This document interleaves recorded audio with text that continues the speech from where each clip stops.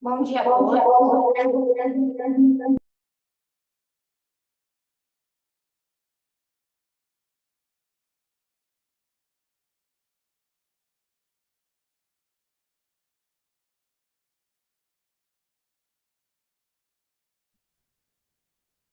Desculpa, tivemos um probleminha aqui de áudio.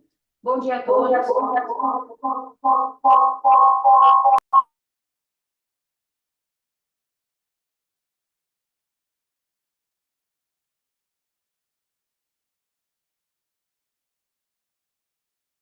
Agora, teste.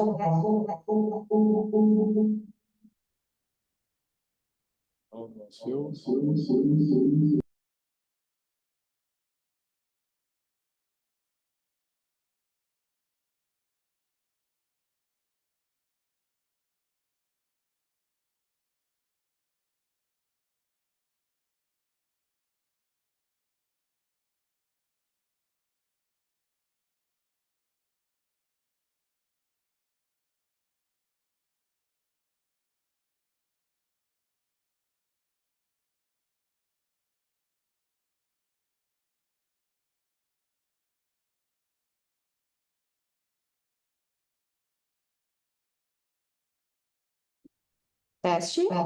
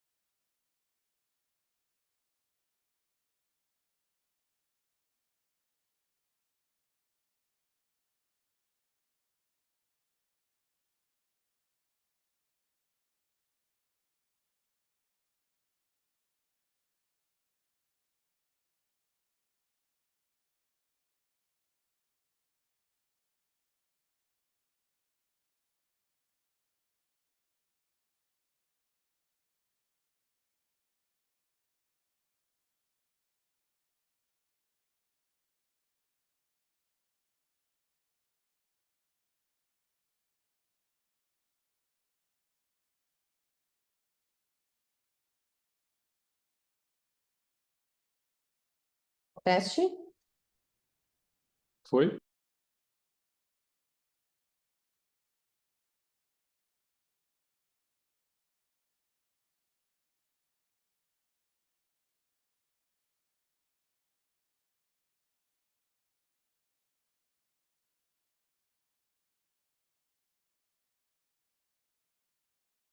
Bom dia a todos. Desculpa aqui o inicinho, a gente teve um probleminha de áudio. Acho que agora está funcionando bem.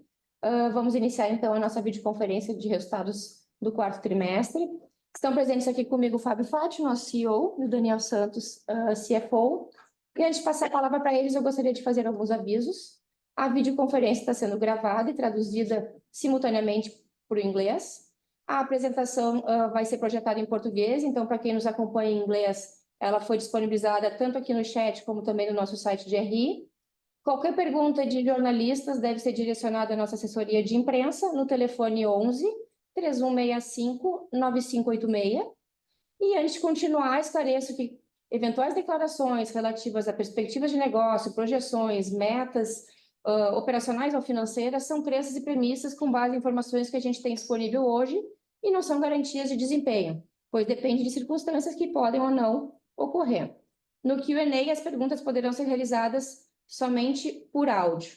Com isso, passo a palavra, Fábio, para ti. Obrigado, Carla. Bom dia e obrigado por estarem conosco. Quero iniciar agradecendo ao nosso time pelo empenho, dedicação e engajamento com o propósito de encantar a todos. Agradecer também aos nossos mais de 20 milhões de clientes pela confiança, preferência, reconhecimento e também pelas sugestões.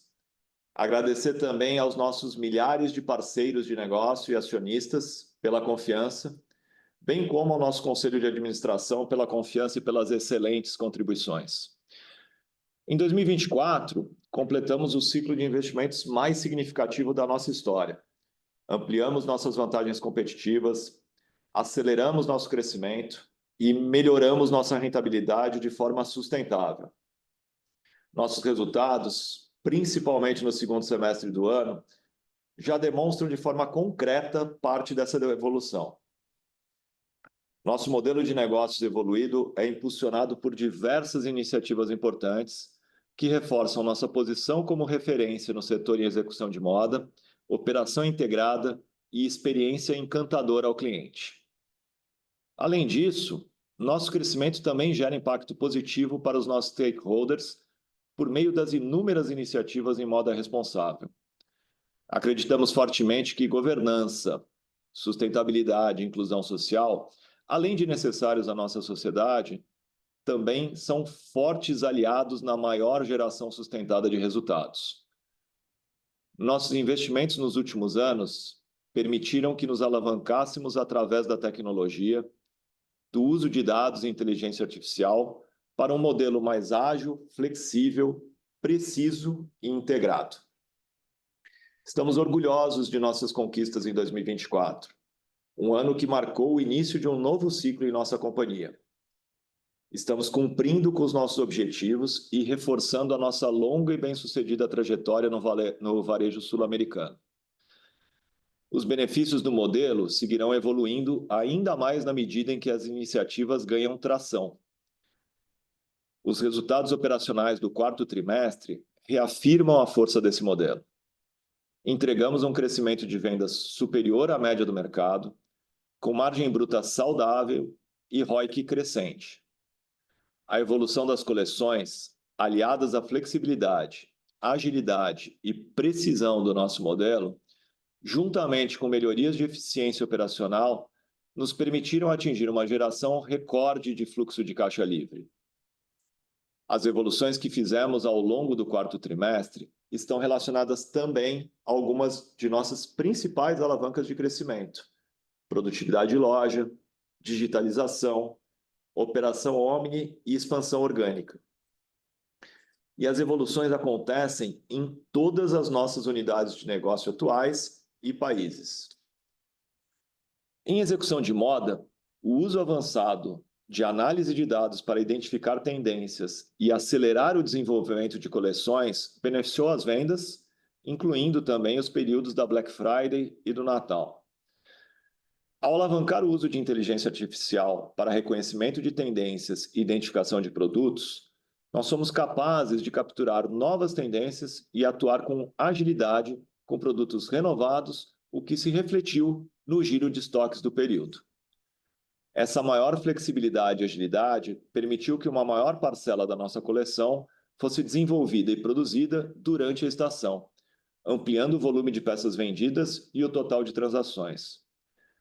Os níveis de estoques saudáveis e bem calibrados resultaram em uma redução de 5 dias no prazo médio, e o volume de estoque antigo reduziu por mais um trimestre de forma sequencial, contribuindo para obtermos o nível mais baixo de remarcações em um quarto trimestre desde 2016. Estamos bem posicionados, com uma forte proposta de valor e com o uso de tecnologia de ponta para calibrar com precisão as preferências atuais dos consumidores. O nosso estoque renovado e ajustado se adapta com rapidez e agilidade às mudanças nos padrões de demanda, nos posicionando de forma diferenciada e única em relação ao mercado. E acreditamos que isso impulsionará ganhos contínuos de participação de mercado.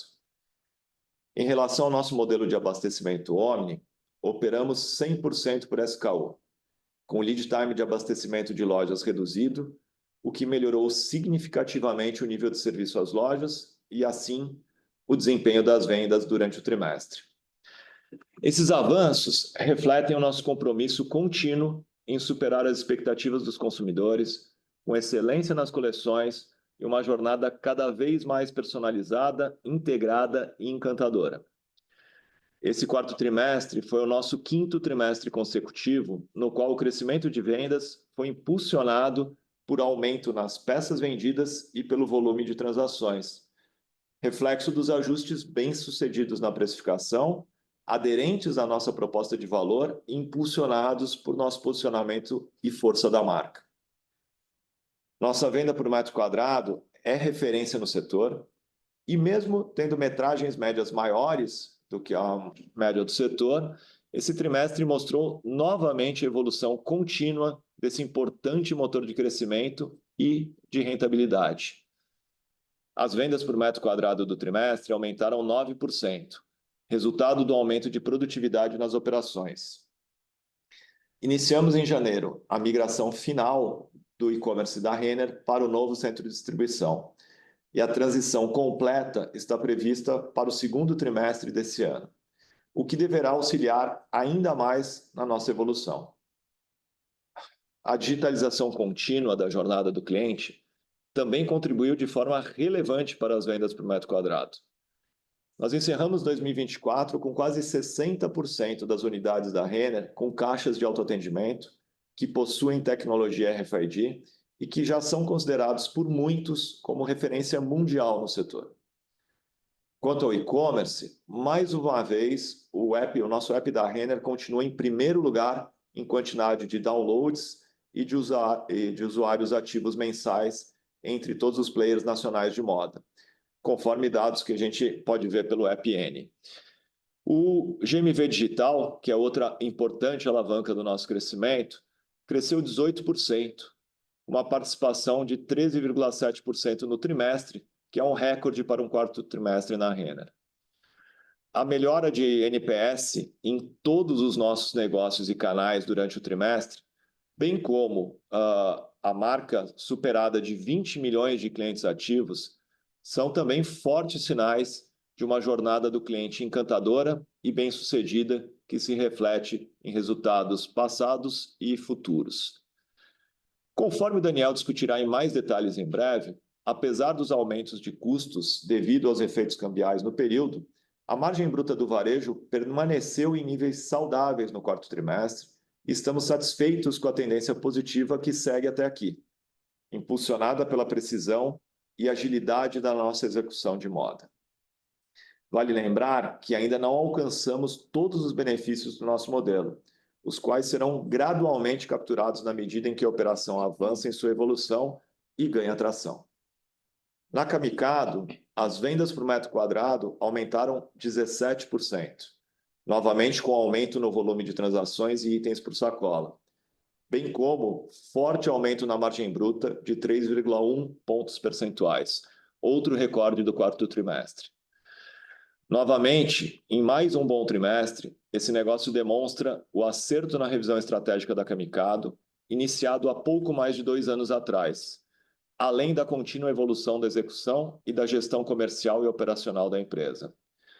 Fechamos seletivamente algumas unidades no passado, realizando uma otimização do parque de lojas, e hoje estamos conseguindo investir mais na renovação das unidades e crescimento das vendas por metro quadrado.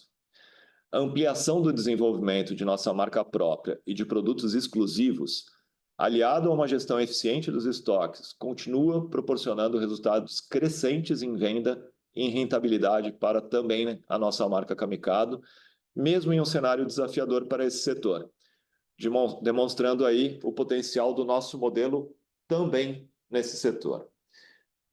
As vendas da Youcom também cresceram significativamente durante o trimestre. Uma boa aceitação da coleção de alto verão, uma forte execução operacional e um maior engajamento do público-alvo com a marca. O aumento de 19% nas vendas foi mais que o dobro da média do mercado, refletindo iniciativas bem-sucedidas para apoiar uma jornada mais integrada e encantadora. A Youcom continua com um grande potencial de crescimento e evolução contínua da rentabilidade, tanto pelo aumento das vendas em mesmas lojas, quanto pelo crescimento do digital e também pela expansão orgânica, que ainda não chegou à metade do seu potencial. e pela entrada em mais uma importante fase, onde teremos a oportunidade agora de ampliar a metragem média das lojas gradualmente, proporcionando ainda maior atratividade para os nossos clientes e alavancagem de resultados operacionais para o nosso negócio. Na Realize, nós aprimoramos a gestão de crédito e riscos e a proposta de valor. Oferecemos benefícios exclusivos aos nossos clientes que têm contribuído para o aumento da base de clientes do varejo. A estratégia na Realize confirmou sua relevância como impulsionadora do varejo, tanto no financiamento das vendas, que aumentou a sua participação, quanto na fidelização dos nossos clientes. E tudo isso com rentabilidade. O resultado da financeira cresceu significativamente no trimestre e mais do que dobrou no ano, com redução significativa do risco da carteira. Eu passo a palavra ao Daniel para apresentar uma análise mais detalhada dos nossos resultados. Obrigado, Fábio. Bom dia a todos. Comentando aqui um pouco sobre o crescimento do trimestre. Neste quarto trimestre, a gente atingiu 9,7% de crescimento.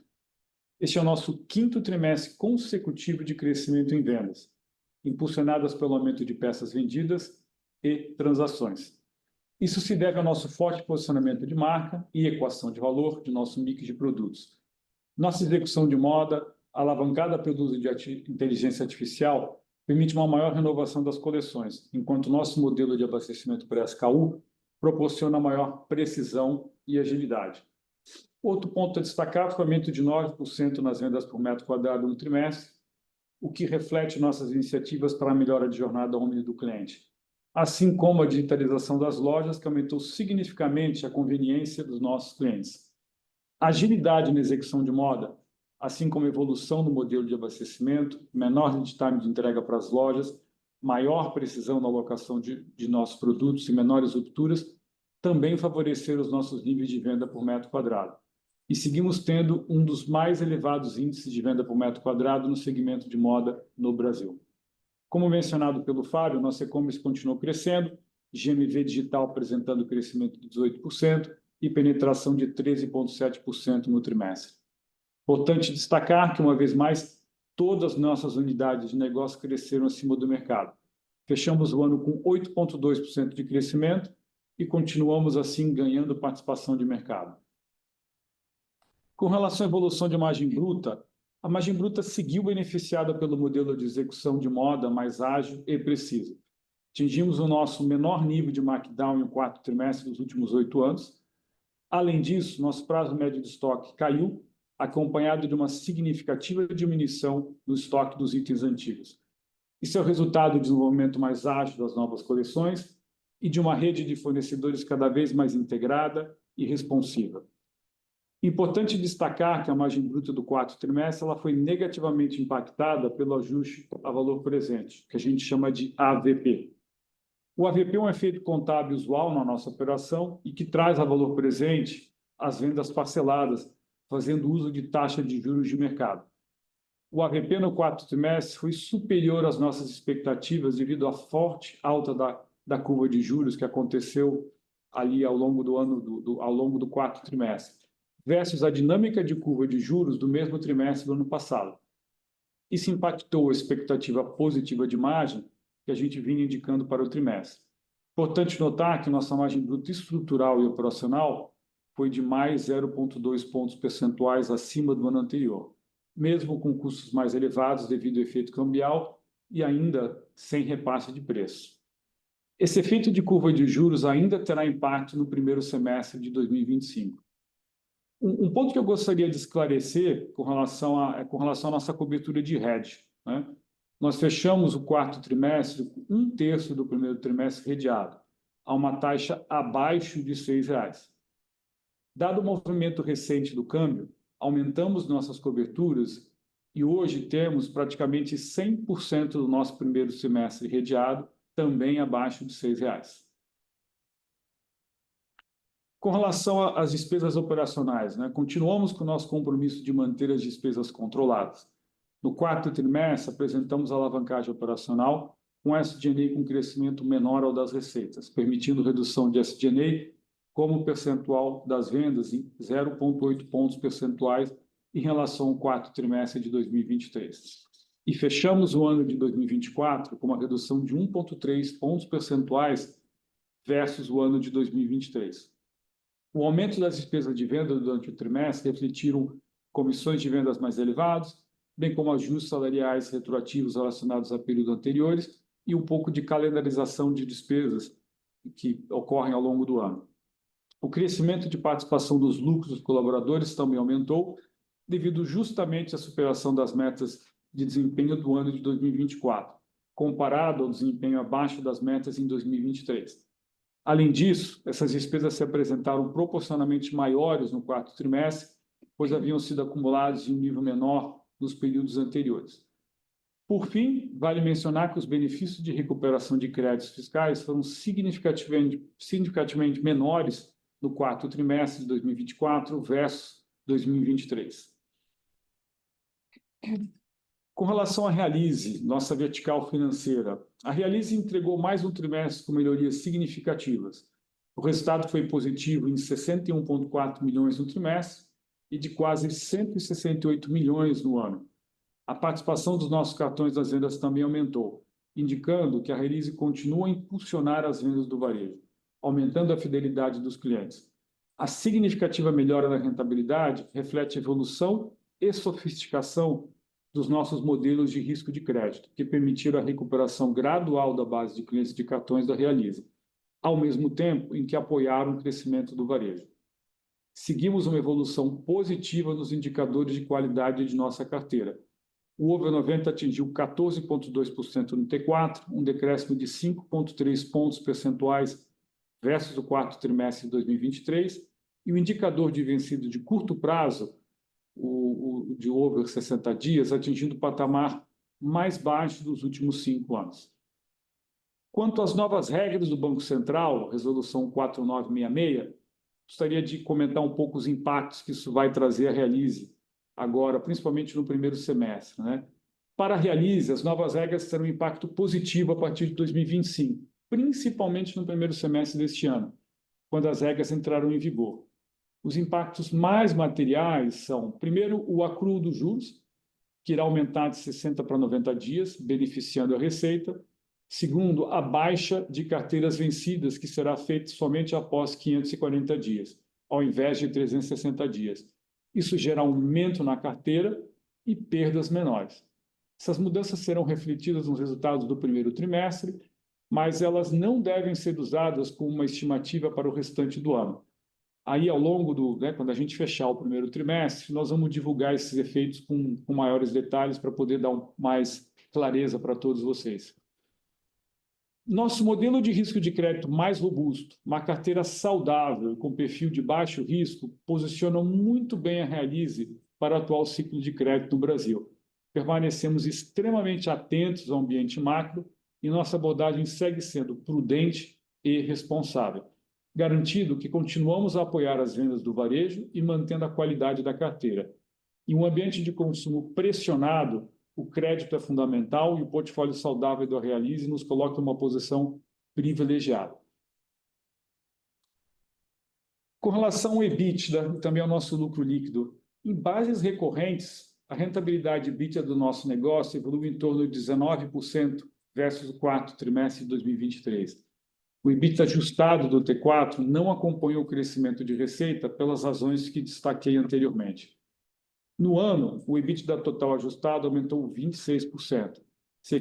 Atingimos cerca de 2,6 bilhões de reais, com geração de fluxo de caixa livre recorde de 1,5 bilhões de reais.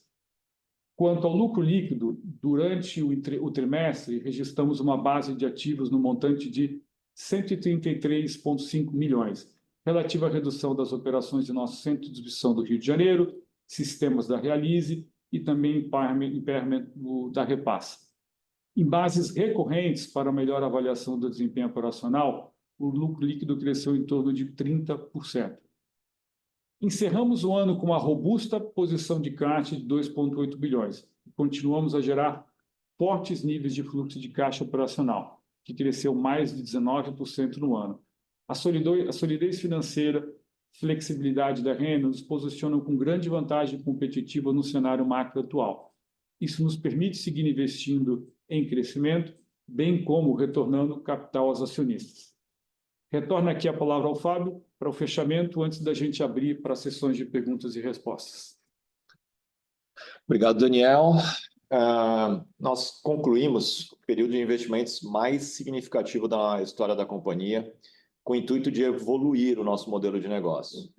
Estamos focados na construção de longo prazo e entramos em um ciclo renovado de crescimento, rentabilidade e geração de caixa. Tudo isso sem agora a necessidade de investimentos relevantes em infraestrutura e com maior disponibilidade para investimentos voltados a crescimento. Isso nos coloca em uma posição muito favorável, com uma forte posição de caixa e robusta geração de fluxo de caixa livre, nos permitindo realizar os investimentos necessários para o crescimento dos nossos negócios, além de retornar capital aos nossos acionistas por meio de juros sobre capital próprio e também através do programa de recompra de ações de cerca de R$ 1 bilhão que anunciamos ontem. Esses investimentos estão totalmente alinhados com as nossas prioridades de alocação de capital, relacionadas com as alavancas de crescimento das nossas marcas, remodelações de lojas, expansão orgânica em locais não penetrados e aprofundamento da presença omni. Mas nós acreditamos que o preço atual das nossas ações não reflete adequadamente o valor da companhia, frente ao crescimento e progresso demonstrado no ano e principalmente ao seu potencial e expectativas de curto, médio e longo prazo. Os resultados de 2024 já demonstram claramente que o novo modelo está funcionando. Nós estamos operando uma companhia que evoluiu seus diferenciais competitivos, seu time, os produtos, modelo de negócios e mantendo a disciplina operacional exatamente como nós dissemos que faríamos. Essas melhorias seguirão evoluindo ainda mais na medida em que esse modelo ganha tração. Nós sabemos que 2025 ainda traz desafios externos, mas mesmo assim estamos confiantes de que a nossa capacidade de encantar clientes se refletirá em ganhos de mercado e geração de valor aos acionistas. Além disso, acreditamos que o sucesso demonstrado pelo modelo de negócio evoluído representa uma vantagem competitiva importante, tanto em um momento macro mais desafiador, quanto também em cenários futuros mais favoráveis. E, para que tudo isso aconteça, uma cultura forte e uma equipe competente e engajada são fundamentais para continuar encantando os nossos clientes, gerar valor e garantir uma posição diferenciada no mercado. Em 2024, nós atingimos o nosso recorde histórico de engajamento dos nossos times, o que nos dá ainda mais confiança em resultados positivos sequenciais. E para finalizar, gostaria de compartilhar com vocês que 2025 será um ano especial para nós, pois é o ano que vamos completar 20 anos de corporation, como a primeira corporation do Brasil, e 60 anos como empresa. Um ano que temos muito para comemorar em questões históricas, mas também temos expectativas de poder comemorar mais um ano muito positivo de resultados.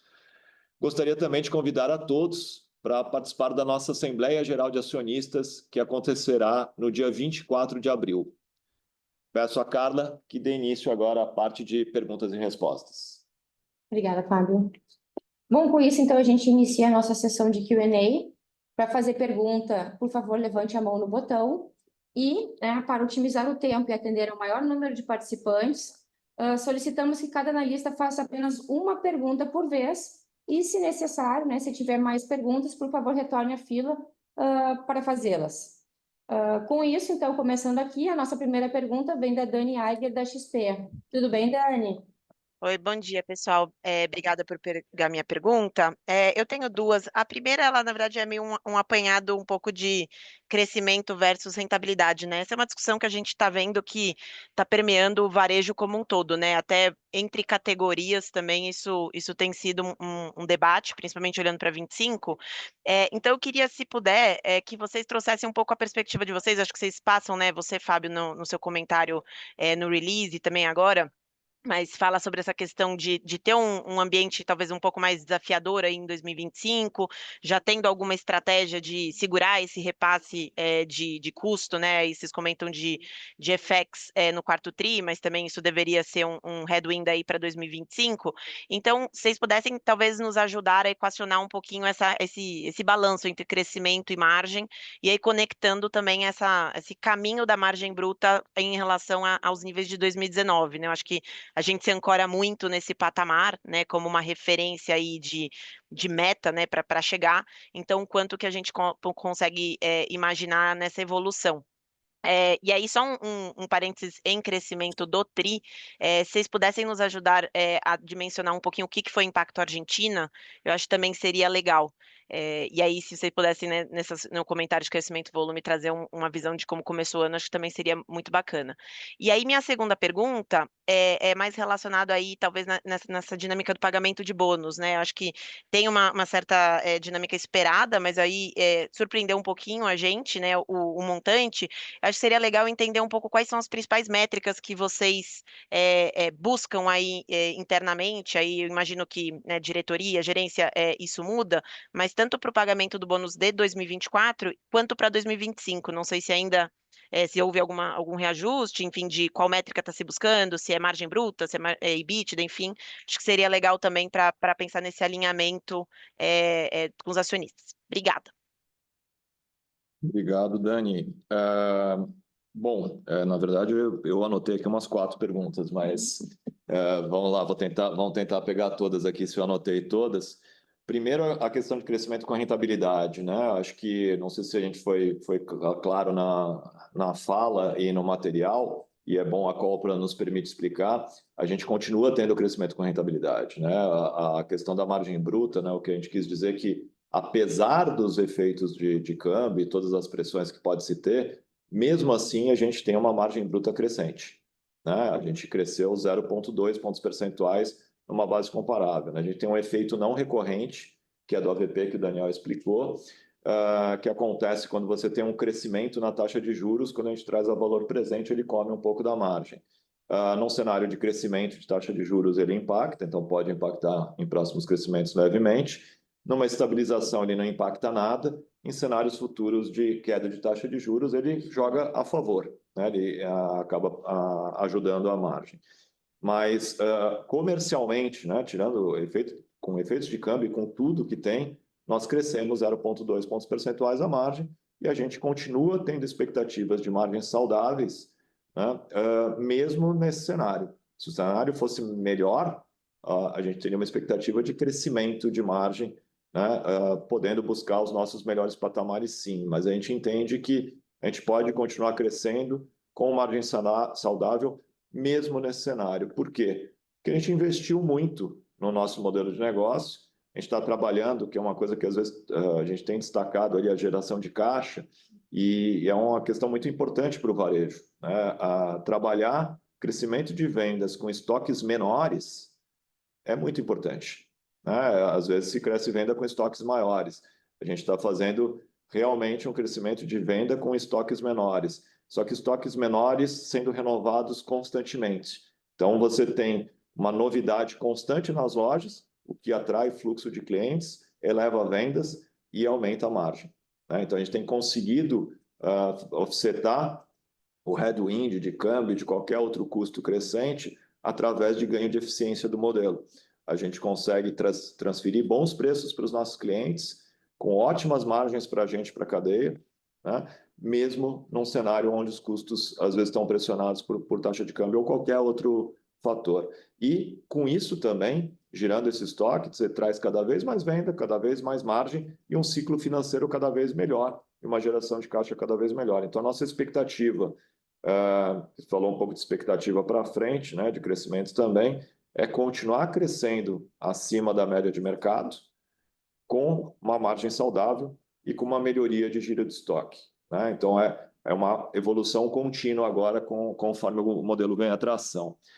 Sobre o crescimento da Argentina, impacto da Argentina no último TRI, diria que ele não é relevante, é uma operação pequena para a gente, né? Mas sim, a Argentina tem ajudado.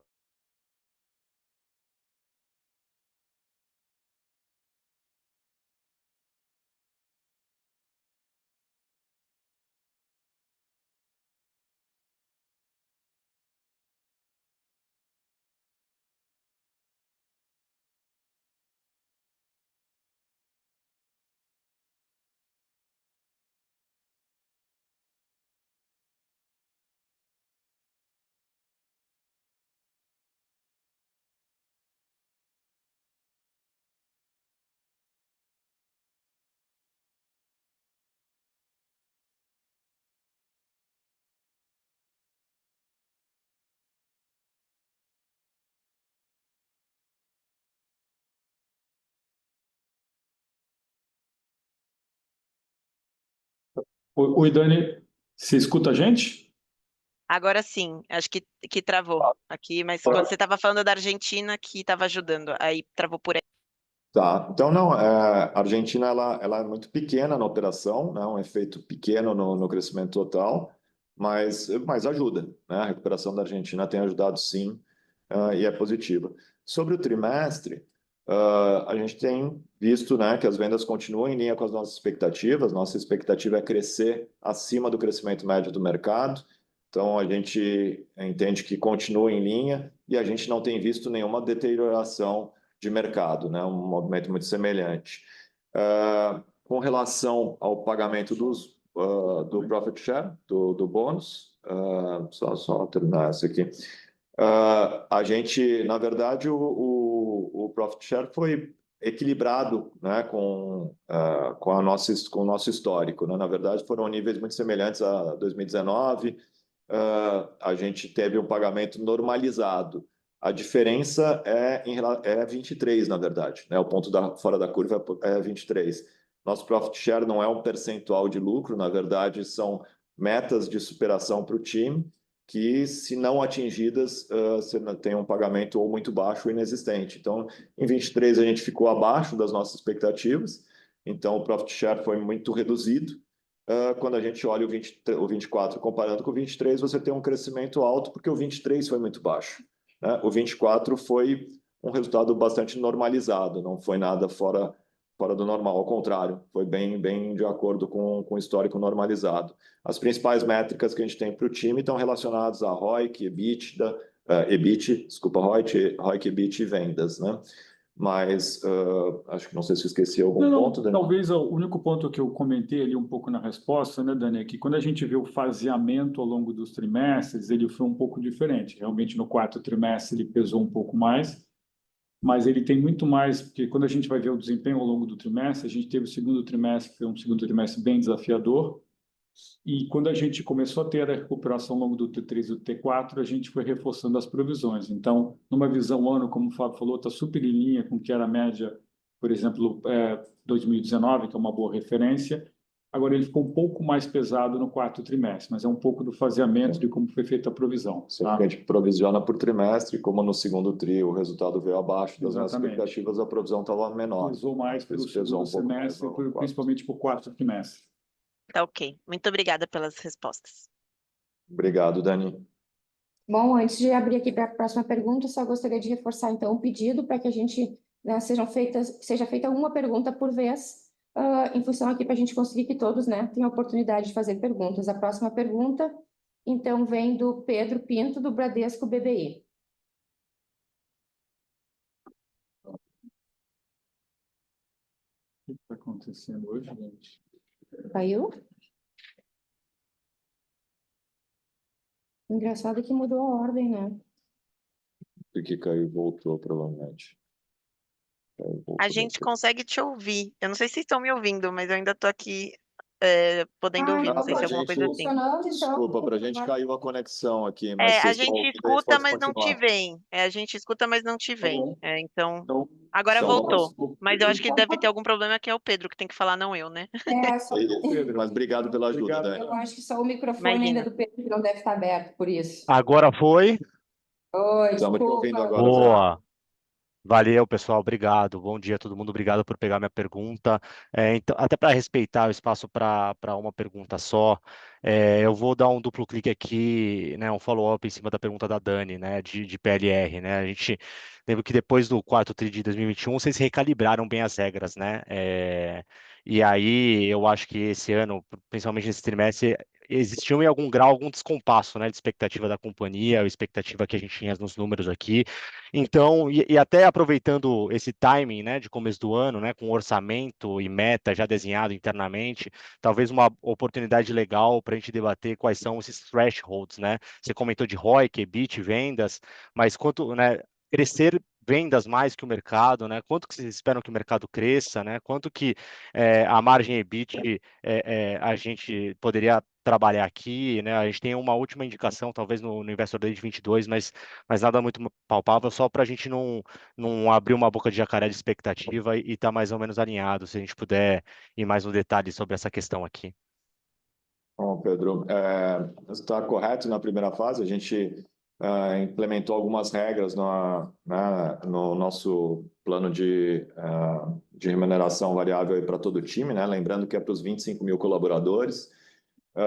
E a gente tem alguns tetos, né, para não ter nenhum valor que seja ofensor ao nosso resultado, né? A calendarização ali nos trimestres ocorreu realmente porque a gente, no meio do ano, tinha, principalmente pelo efeito das enchentes ali, segundo trimestre, uma visão de uma não superação, uma superação menor, então a gente provisionou menos, e ao longo do terceiro e quarto tri, com os resultados vindo mais em linha com as expectativas, a gente voltou a provisionar, então teve uma provisão pouco maior no quarto tri, mas se você olhar efeito ano, ele é muito semelhante ao que foi 2019 e outros anos anteriores, né? O 23, que é o fora da curva.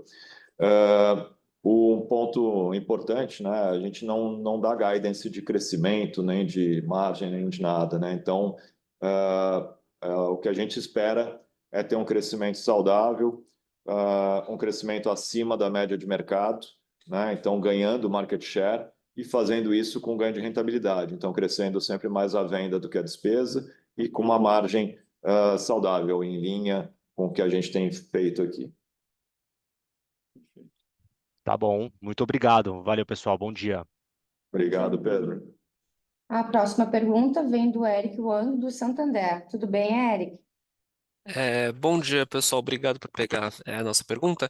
Acho que do nosso lado, um pouco mais olhando aqui para a rentabilidade, principalmente, né? A gente viu nesse TRI especificamente algumas linhas aí com um pouquinho mais de diluição, mas acho que vendas talvez tenha diluído um pouquinho menos do que a gente estava esperando. Então, entrando um pouco nessa linha, né, de crescimento, olhando para a rentabilidade, só um pouco entender um pouco melhor o que dá para a gente pensar aqui em grandes linhas, onde vocês enxergam um pouco mais de potencial de diluição de despesas agora em 25, acho que principalmente tendo em mente aí o faseamento, né, do CD, enfim, acho que tentando entender um pouco melhor como essas coisas deveriam conversar para essa cabeça de margem em 25, olhando principalmente para despesas aqui, né? Obrigado. Obrigado, Eric. Então, assim, um pouco em linha com o que o Fábio comentou, né? Quando a gente olha para 2025, o que a gente espera? Primeiro, crescimento acima da média do mercado, tá? E especificamente em despesa, a gente seguir trabalhando a alavancagem, tá? Numa visão de ano, a gente vai ter o crescimento de despesas abaixo do crescimento de receitas, tá?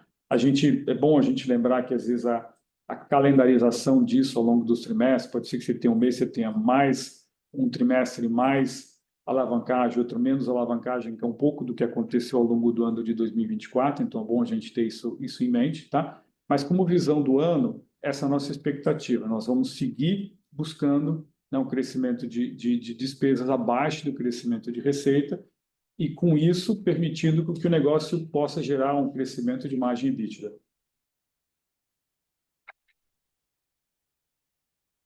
Perfeito.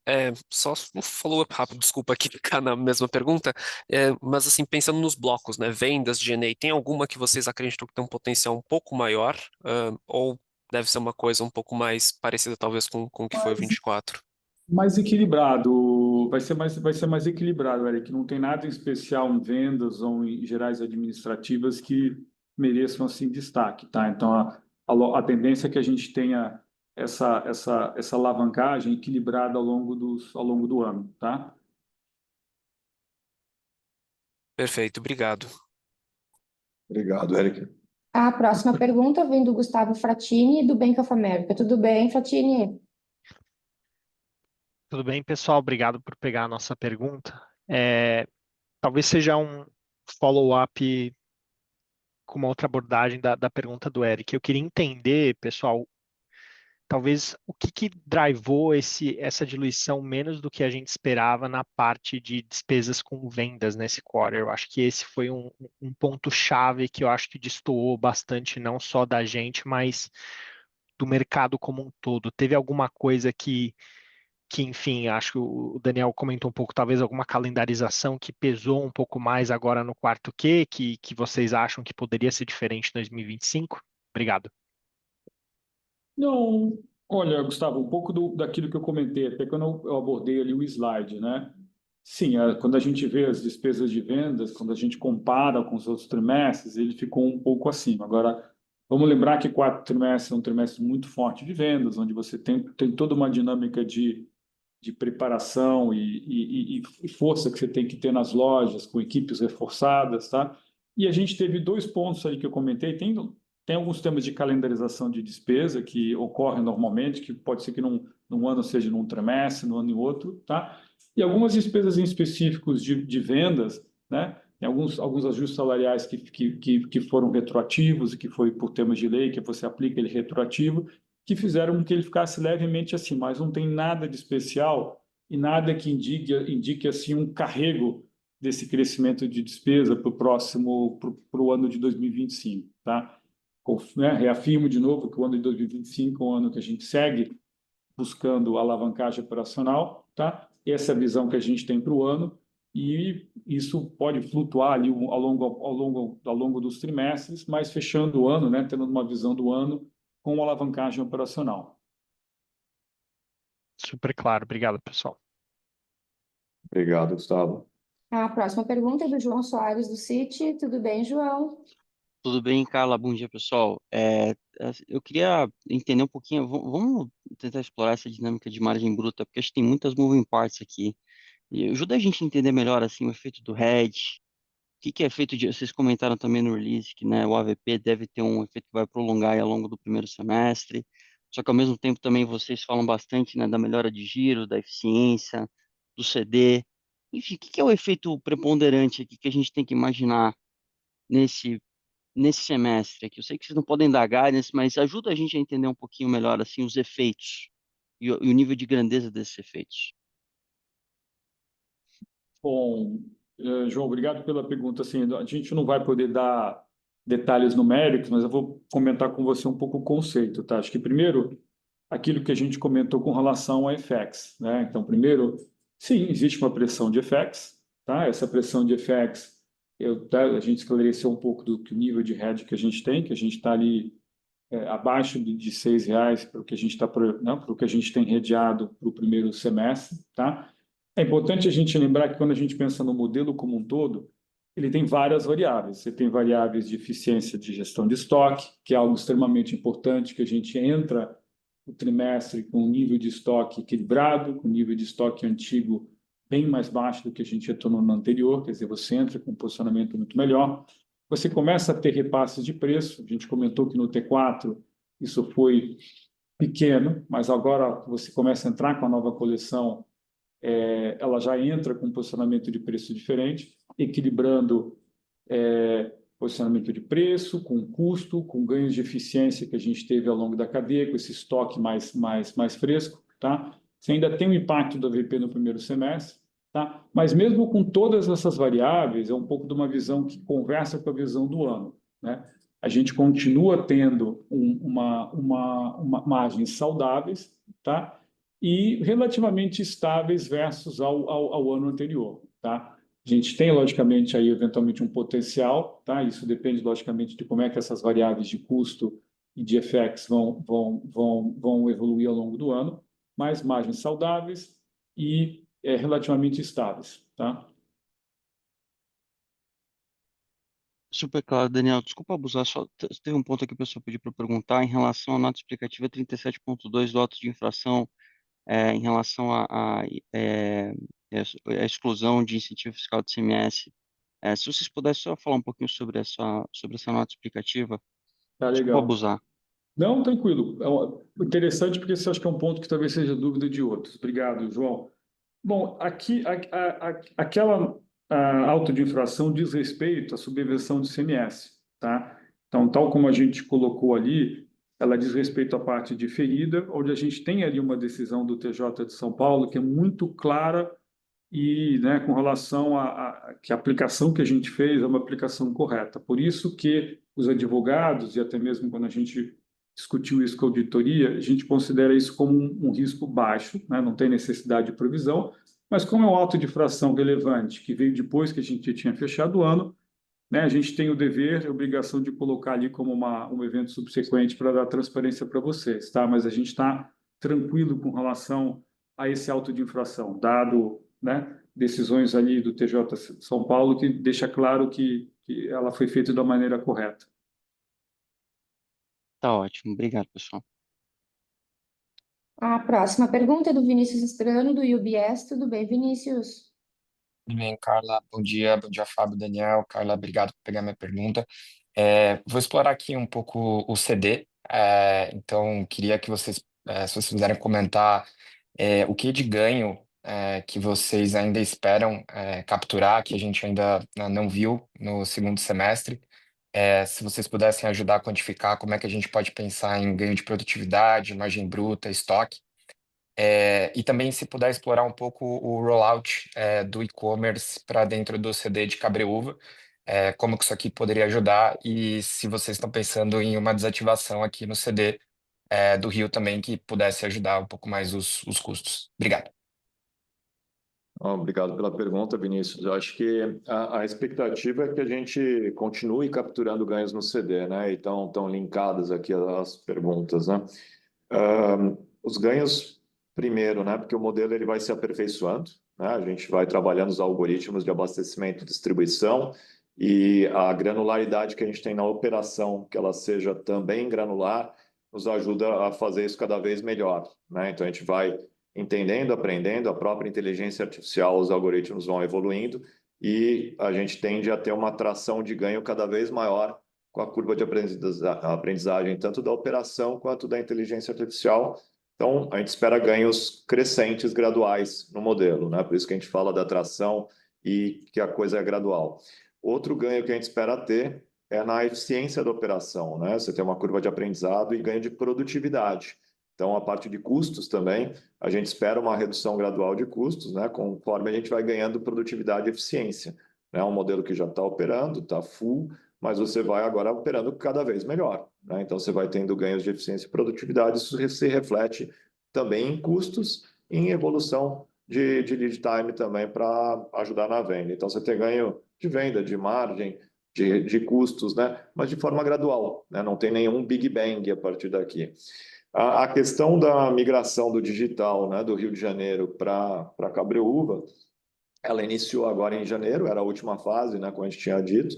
Ela iniciou em janeiro, ela termina, né, a gente está fazendo gradualmente, dia a dia, né, semana a semana, a gente vai aumentando o percentual em Cabreúva e diminuindo no Rio de Janeiro, até finalizar 100% ao longo do segundo trimestre desse ano. Tá? Então, fazendo isso, né, a gente tem um benefício importante de redução de lead time para o cliente final, integração da operação Omni e logística, né, que também nos dão ganho de redução de custos, tanto de operação quanto de abastecimento e ganho de eficiência de lead time. Fora isso, né, a gente passa a ter agora efetivamente 100% do estoque disponível para os clientes, né, porque a gente tinha para os clientes digitais, a gente tinha a parte das lojas e parte do centro de distribuição disponível para os clientes no digital.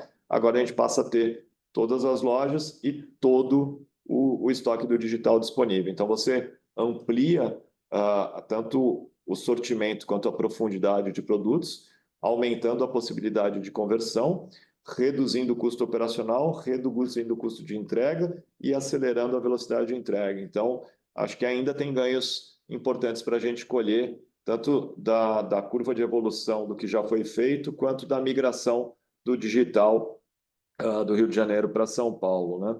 Quanto ao CD do Rio de Janeiro, né, a gente está na conta, né, que ele continua operando de uma forma muito pequena, né, de uma parte de recebimento, de cross-docking, ele vai reduzindo sua operação. Então, devido a isso que a gente fez uma baixa de boa parte ali dos custos do CD do Rio de Janeiro, que interferiram, né, de forma não recorrente nos resultados do quarto trimestre, mas que limpam também a base de despesas daqui para frente, né? Então, ele é não recorrente, ele é pontual e ele é positivo daqui para frente, né? Então, a gente ainda continua com uma operação pequena lá, mas daí já numa base de custos menor, né? Daniel, não sei se você quer agregar alguma coisa. Fábio. Isso mesmo. Não, perfeito. Obrigado, Fábio. Obrigado, Obrigado, Vinícius. Vinícius. A próxima pergunta vem do Felipe Rached, do Goldman Sachs. Tudo bem? Oi, Felipe? obrigado, Carla. Tudo bem, Fábio? Tudo bem, Daniel? Eu queria explorar um pouco mais o tema de expansão. Vocês passaram o guidance de 25 a 35 aberturas para 2025, a maior parte em localidades novas, né? Vocês conseguem dar um pouco mais de cor de como as safras mais recentes desse perfil novo de loja têm maturado? Entendo que essas novas localidades têm um pouco de loja de rua, mas elas ainda têm bastante loja de shopping, né, nas últimas inaugurações. Se vocês puderem falar um pouco sobre a evolução desse mix e de como vocês estão vendo o unit economics de loja de rua versus shopping, seria ótimo também. Obrigado. Obrigado, Felipe. Acho que aí a gente tem bastante coisa para falar positiva, né? Que talvez não fica tão evidente ali quando a gente dá os números, né? Mas vou separar as expansões ali, principalmente Renner e Yukon, que são as mais relevantes. Mas Renner a gente está estimando abrir entre 15 e 20 lojas, né? Que já é um bom número, em linha com alguns anos, até levemente maior que outros. E muito focado, né, nas cidades onde a gente ainda não tem loja existente, né? Então, isso é uma expansão que tem nos agradado bastante, porque tanto os resultados das lojas por si só têm sido muito positivas, acima da média das mesmas lojas de safras semelhantes, né, com a mesma idade de abertura. Então, é um modelo que tem se provado muito positivo para a gente quando olha o P&L da unidade.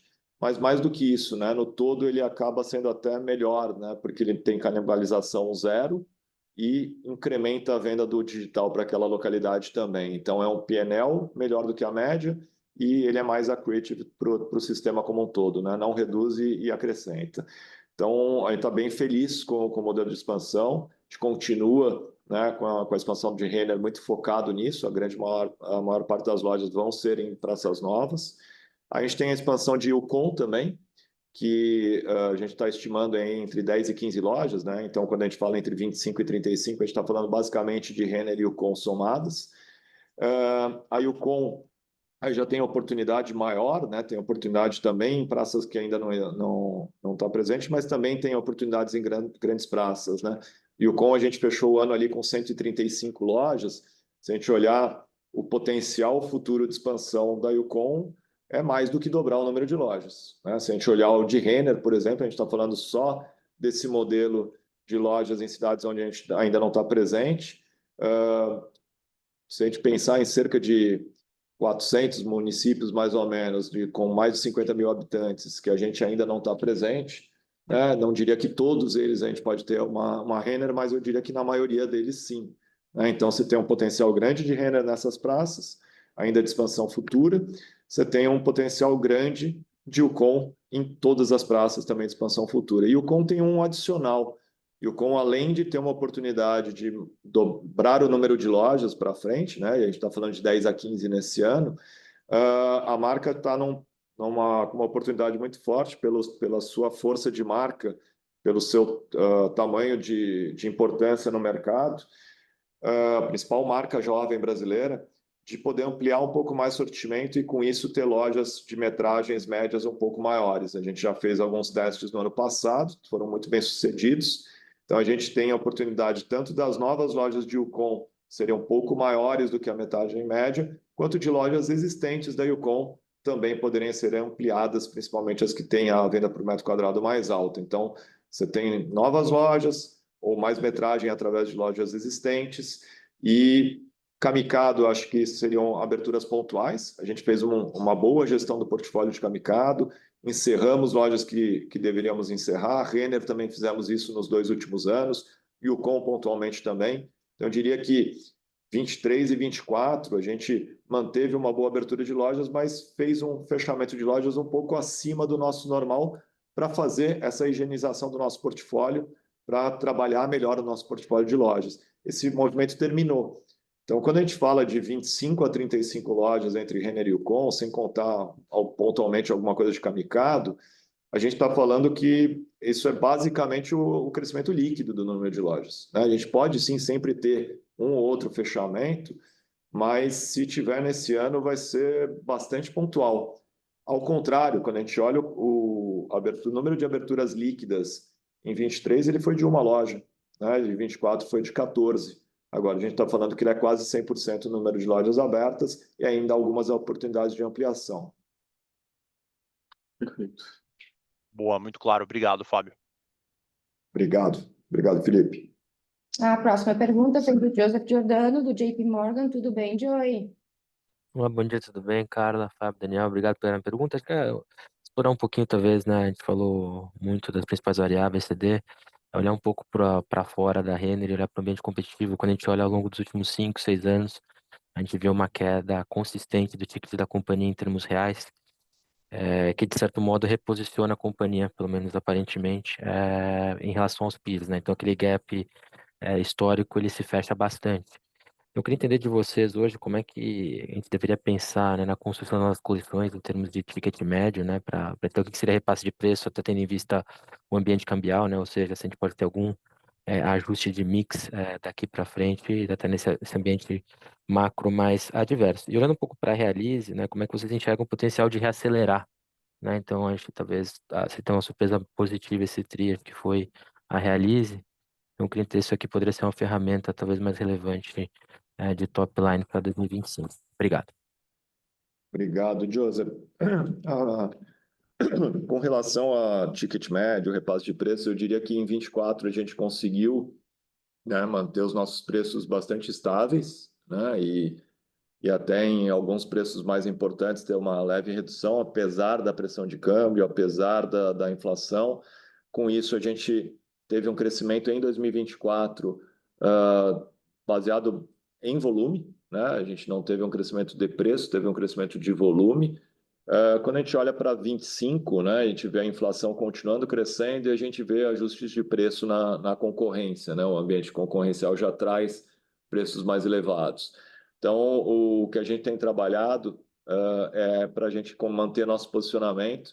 A gente estima ter um repasse de preço talvez levemente abaixo da inflação, né? O que traria, né, no crescimento previsto para a gente para esse ano um componente daí não só 100% em volume de peças e transações, mas um blend entre volume de peças, transações e preço, né? Mas eu diria que ainda assim a maior parte do crescimento vem por peças e transações e um volume menor ali por preço, que provavelmente a gente deve conseguir trabalhar levemente abaixo da inflação, continuando, né, com uma proposta mais atrativa aos nossos clientes e mesmo assim com uma margem saudável, né, e bastante com uma expectativa de uma estabilidade da nossa margem também. Sobre a Realize reacelerar, acho que a gente está bem feliz com a Realize, né? Acho que é importante num cenário como várias pessoas têm desenhado aí ao longo do ano de 2025, né? Um cenário que pressiona o consumidor e pode colocar em risco uma inadimplência. Você ter uma carteira tão saudável quanto a gente tem na Realize nos permite, né, tomar decisões, né, mais assertivas, né, conceder o crédito para quem precisa e pode pagar na quantidade necessária. Então, ela já tem sido uma alavanca importante, mas com muita tranquilidade, muita responsabilidade. A gente não tem nenhuma urgência de acelerar a carteira da Realize ou a concessão de crédito, não porque ela não possa, né? Quando a gente olha internamente a Realize, a gente até deveria, mas a gente sabe que está navegando num cenário mais incerto. Então, a gente prefere, né, ter um pouco mais de cautela nesse sentido, sim usar a Realize da forma como ela é desenhada para alavancar o resultado do varejo, gerando resultados positivos também por si só para o ecossistema, mas de uma forma muito responsável. A gente vai gradualmente ajustando isso, porque a gente vê que o cenário ele também é bastante desafiador e a gente não quer comprometer a carteira da Realize também. Perfeito, obrigado. Obrigado, Joseph. Dado o tempo, então a gente vai pegar aqui uma última pergunta do Rodrigo Gastim, do Itaú. E aí, só, Gastim, antes de passar a palavra, só avisando então que aquelas pessoas que estão aqui na fila e que a gente, porventura, aqui não conseguiu fazer as perguntas em função do tempo, por favor, nos direcione aqui para a área de RI que a gente responde na sequência. Agora, por favor, Gastim, vai lá. Legal, obrigado, pessoal. Para encerrar o dia aqui, então, Fábio, eu queria entender um pouco mais sobre atividade, né? Esse é um tema que a gente tem falado com algumas empresas. Pego os dados proprietários aqui do Itaú, né, ao longo do final do ano. O grande tema de discussão no varejo foi a desaceleração de dezembro, né, que a gente viu na indústria. Então, o que eu queria perguntar para vocês ajuda a gente só a entender qualitativamente, obviamente, como é que foi essa evolução ao longo do TRI, né? Se de fato atividade, de alguma maneira, vocês perceberam também uma desaceleração em dezembro, e mais do que isso, né? A grande discussão é eventualmente como isso se comporta no começo de 2025, né? Para ver política monetária, se está antecipando desaceleração ou não. Então, qualquer, enfim, indício qualitativo que vocês possam dividir com a gente sobre começo do ano também, se teve alguma mudança, alguma recuperação frente a dezembro, como mostram os nossos dados proprietários, acho que ajudaria bastante. Obrigado. Bom, Gastim, obrigado pela pergunta. Infelizmente, a gente não comenta períodos menor do que trimestre, tá? Mas posso te comentar eventos, né? Em vez de mês ou períodos. Eu acho que, como eu falei ali na abertura, o evento de Black Friday foi muito positivo e o evento de Natal foi muito positivo também. Acho que a gente, olhando para 2025, né? Então, ao trimestre vocês têm o número, a gente não abre por mês, mas olhando para 2025, a gente não vê nenhuma desaceleração, nenhuma degradação de ambiente, pelo menos nos nossos números internos aqui, a gente vê um cenário conforme a gente tinha esperado ali e acho que continuamos olhando o cenário de crescimento sem nenhum sinal de desaceleração. Perfeito. E se me permitir só um follow-up rápido aqui na sua primeira resposta, Fábio, me perguntaram aqui ao longo do call, do ponto específico da Argentina, uma conta que o pessoal tem feito para tentar entender o impacto da Argentina, acho que no quarto tri do ano passado, acho que prejudicou a venda de vocês em aproximadamente 1 ponto percentual, né? O Semi-Store, vocês abriram isso. E uma conta, né, um raciocínio que o pessoal tem feito você tem esse ponto de volta, né? E, obviamente, você teve uma dinâmica de inflação maior ao longo do ano e toda a questão da desvalorização cambial. Ou seja, é como se o efeito de Argentina, ou a representatividade da Argentina agora nesse quarto tri, para vocês fosse maior do que esse algo perto de 2 pontos percentuais. Não estou pedindo o número também, mas vocês podem só dar uma ideia se realmente teve uma relevância boa a Argentina nesse trimestre, se tem ajudado as vendas de vocês nessa magnitude? Agostinho, assim, a gente normalmente não abre venda por região, nem por país, né, nada disso, e não, realmente eu te peço desculpas, mas a gente não abre. Por que a gente falou de Argentina no ano passado? Porque não foi sobre a venda, né, foi um efeito contábil cambial, né, então a gente quis dar clareza e transparência sobre o efeito na questão do câmbio, né, e não sobre venda, né.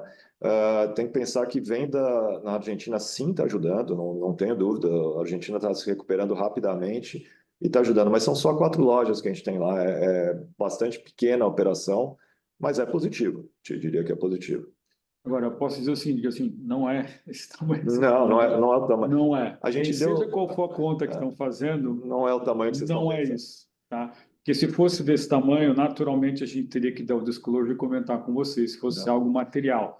Mas não é desse que vocês estão eventualmente conjecturando aí. O Tá? disclosure do ano passado ele não foi relacionado pelo impacto da venda ter sido impacto bom ou ruim, foi no impacto PNL de inteiro. câmbio, né? Exato. E foi do PNL inteiro, por isso que a gente abriu, porque foi um impacto geral, né, de uma adesão de câmbio ali e que impactava todos os números, né? A gente não costuma abrir venda. É uma boa venda, está se recuperando, mas é muito pequena frente à nossa operação, né? A gente tem 686 lojas, lá tem 4, né? Fora o online que lá ainda não tem. Uhum. Não, ajuda bastante. Valeu, pessoal. Obrigado. Bom dia. Obrigado. Obrigado, Agostinho. Bom, com isso encerramos então a nossa sessão de Q&A. Então, Fábio, passo a palavra para ti para algum comentário final. Não, obrigado, Carla. Obrigado a todos, né? Agradeço aqui a presença de todos e queria reforçar a confiança no desempenho dos nossos times e parceiros, que são engajados com o nosso propósito de encantar a todos os nossos clientes e também, consequentemente, encantando os nossos clientes, encantar os nossos acionistas, conselheiros e demais stakeholders. Estamos confiantes no desempenho futuro da nossa empresa. Obrigado. Obrigado, pessoal. Até a Bom dia próxima. para vocês. Bom final de semana.